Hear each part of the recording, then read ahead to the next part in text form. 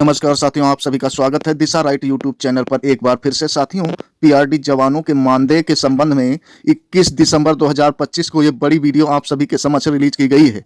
वहीं होमगार्ड जवानों की 9 प्रमुख मांगों के तहत ये वीडियो भी निर्मित की गई है। हम दोनों विभागों की महत्वपूर्ण जानकारी आप सभी को उपलब्ध कराएं, उससे पहले हमारे दिशा राइट चैनल को सब्सक्राइब अवश्य कर लें, इससे हमारी आने वाली समस्त वीडियो आप सभी को समय रहते प्राप्त हो सकें। साथ ही वीडियो यदि पसंद आए तो लाइक शेयर भी करें, जिससे आपके साथी भी हमारे दिशा राइट चैनल से समय रहते जुड़ सकें और उनको भी एक नई और बेहतर जानकारी प्राप्त करने का मौका मिल सके। फिलहाल आइए बगैर देरी किए चलते हैं आज की बड़ी जानकारी की तरफ। आपको बता दें कि यह खबर कानपुर नगर से आ रही है, जहां पीआरडी जवानों के मानदेय के संबंध में एक बड़ा आदेश जारी किया गया है। समस्त क्षेत्रीय युवा कल्याण एवं प्रांतीय रक्षक दल अधिकारी एवं समस्त विकास खंडों के लिए आपको बताते चले कि अक्सर पीआरडी जवानों का मानदेय समय रहते नहीं मिल पाता, जिससे उनके पारिवारिक स्थिति में काफी दिक्कतें उत्पन्न हो जाती हैं। इसलिए आए दिन पीआरडी जवान अक्सर इस तथ्य का विरोध करते रहते हैं, समय से पीआरडी जवानों के मानदेय भुगतान की मांग करते रहते हैं। आदेश में स्पष्ट रूप से लिखा गया है कि जनपद में पिछले 2 महीने से सांसद विधायक खेल स्पर्धा का आयोजन किया जा रहा है, परंतु आप अवगत हैं कि जनपद में पीआरडी जवानों का थाना, ट्रैफिक एवं अन्य विभागीय संस्थानों के मानदेय भुगतान हेतु आपके द्वारा प्रमाणित मास्टर रोल कार्यालय में उपलब्ध कराए जाने के बाद जवानों को मानदेय का भुगतान किया जाता है। माह नवंबर दिनांक 19 दिसंबर 2025 को श्री वैभव सिंह कनिष्ठ सहायक द्वारा अवगत कराया गया कि माह नवंबर में थानों एवं ट्रैफिक भुगतान हेतु अभी तक आपके द्वारा प्रमाणित मास्टर रोल कार्यालय में उपलब्ध नहीं कराए गए, जिस कारण अभी तक जवानों का भुगतान संबंधित नहीं हो पाया। आप सभी को निर्देशित किया जाता है कि माह नवंबर 2025 के प्रमाणित मास्टर रोल आज शाम दिनांक 20 दिसंबर 2025 तक प्रत्येक दशा में कार्यालय को उपलब्ध करा दें, ताकि तत्काल मानदेय भुगतान किया जा सके। इसके साथ ही पूर्व में दिए गए निर्देशानुसार 3 तारीख तक सभी जवानों के मास्टर रोल प्रत्येक दशा में जनपद कार्यालय में उपलब्ध कराना सुनिश्चित करें, ताकि जवानों का मानदेय भुगतान समयांतर्गत किया जा सके। इसमें किसी भी प्रकार की लापरवाही न बरती जाए। जिला युवा कल्याण एवं प्रांतीय विकास दल प्रांतीय रक्षक दल अधिकारी कानपुर नगर आरती जायसवाल। प्रतिलिपि के रूप में समस्त पीआरडी जवान जनपद कानपुर नगर को इस आशय से कि जनपद कार्यालय में भुगतान हेतु प्रमाणित मास्टर रोल अपने पर्यवेक्षणीय अधिकारी के माध्यम से ही प्रस्तुत करें। श्री वैभव सिंह कनिष्ठ सहायक को इस निर्देश के साथ कि प्रत्येक दशा में माह नवंबर 2025 को थाना ट्रैफिक ड्यूटी भुगतान तथा संस्थानों के विभिन्न पिछले माह के लंबित मानदेय भुगतान हेतु भुगतान पत्रावली तैयार कर आज ही अधोहस्ताक्षरी के समक्ष उपलब्ध कराना सुनिश्चित करें। यदि अभी तक कहीं का मास्टर रोल न हो तो उनके पर्यवेक्षक अधिकारी को कारण बताओ नोटिस जारी कराते हुए प्रत्येक माह समस्त जवानों के विभागीय गैर विभागीय ड्यूटी भत्ता भुगतान हेतु ससमय पत्रावली प्रस्तुत की जाए। श्री राघवेंद्र सिंह भदौरिया, क्षेत्रीय युवा कल्याण एवं प्रांतीय विकास दल अधिकारी मुख्यालय को इस आशय से कि प्रत्येक दशा में आज ही समस्त विभागीय गैर विभागीय ड्यूटी प्रमाणित मास्टर रोल एवं भुगतान पत्रावली स्वयं परीक्षण करते हुए प्रस्तुत करें। उपनिदेशक युवा कल्याण कानपुर मंडल कानपुर। इसके साथ ही मुख्य विकास अधिकारी महोदय कानपुर को भी प्रेषित की गई है एक प्रतिलिपि जिला अधिकारी महोदय कानपुर को तथा महानिदेशक प्रांतीय रक्षक दल विकास दल एवं युवा कल्याण उत्तर प्रदेश लखनऊ को भी प्रतिलिपि रूप में प्रेषित की गई है। वास्तव में यह बहुत अच्छा कदम है पीआरडी जवानों के लिए, क्योंकि पीआरडी जवानों को जिन दिक्कतों का सामना करना पड़ता है पीआरडी मानदेय समय से न मिलने के कारण, उसमें कहीं न कहीं कानपुर नगर वासियों के लिए वास्तव में सहूलियत साबित होगी।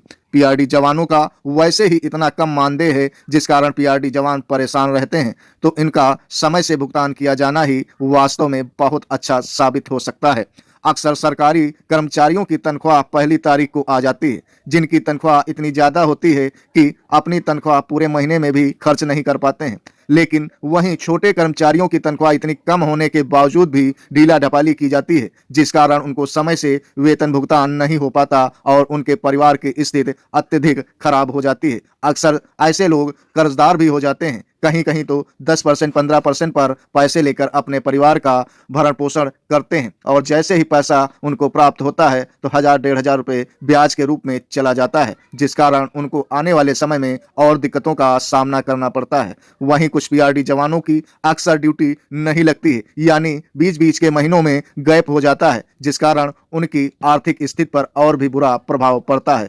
इन्हीं प्रभावों के तहत आइए हम लेकर चलते हैं होमगार्ड जवानों की 9 प्रमुख मांगों की तरफ। अक्सर होमगार्ड जवान शासन प्रशासन से अपनी 9 मांगें स्वीकृत कराने में लगे हुए हैं। आपको बताते चले, होमगार्ड जवानों का मानदेय भले ही ठीक ठाक हो गया हो, लेकिन उनको मनो मुताबिक सेवाएं नहीं मिल पा रही हैं, यानी कि जो उनके हित और अधिकार में उनकी मांगे हैं वो समय रहते पूरी नहीं की जा रही हैं शासन प्रशासन के द्वारा। आपको बता दें कि ये 9 प्रमुख मांगे हर प्रदेश में मांगी जा रही हैं होमगार्डों के द्वारा। पहली मांग जो है होमगार्ड स्वयंसेवकों की, वह है कर्मचारी का दर्जा मिले, यानी राज्य सरकार का कर्मचारी स्वीकृत किया जाए, जो अभी तक किसी राज्य में होमगार्ड को प्राप्त नहीं हुआ है। वहीं दूसरी तरफ होमगार्ड जवानों को पुलिस की तर्ज पर बस किराए में छूट मिले, ऐसी मांग होमगार्ड जवानों के द्वारा रखी गई है। वहीं तीसरी मांग ईएसआई और पीएफ सभी जवानों को दिया जाए। यह तो वास्तव में मांग जो है होमगार्ड जवानों की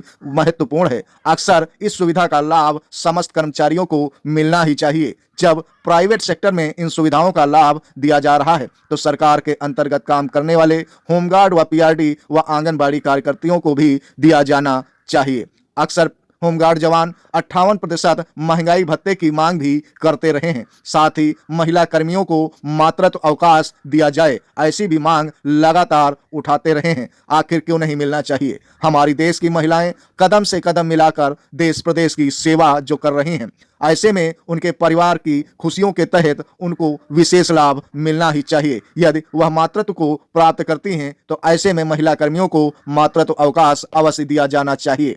सभी होमगार्ड जवानों को मेडिकल सुविधा मिलनी चाहिए, ऐसी मांग होमगार्ड जवानों के द्वारा लगातार की जा रही है शासन प्रशासन से। ऐसे में होमगार्ड जवानों को वास्तव में ड्यूटी के दौरान अक्सर बीमारियों का सामना करना पड़ता है। कहीं कहीं दुर्घटना के कारण अधिकतम होमगार्ड और पीआरडी जवान बहुत बड़ा जोखिम उठा लेते हैं।